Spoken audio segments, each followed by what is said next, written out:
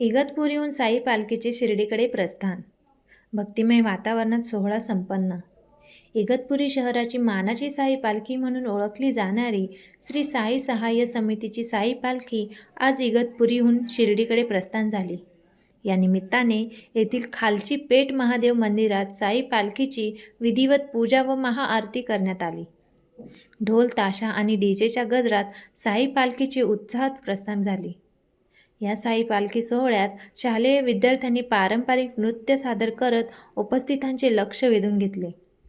तसेच वारकरी संप्रदायातील विद्यार्थ्यांनी छोटेखानी रिंगण सादर करून वातावरण अधिक भक्तिमय केले. मिरवणुकीदरम्यान शाळेतील विद्यार्थी-विद्यार्थिनींनी सादर केलेली मनमोहक नृत्य विशेष आकर्षण ठरली. रथावर साईबाबांच्या वेशात विराजमान झालेल्या चिमुकल्यांनी सर्वांचे लक्ष वेधून घेतले.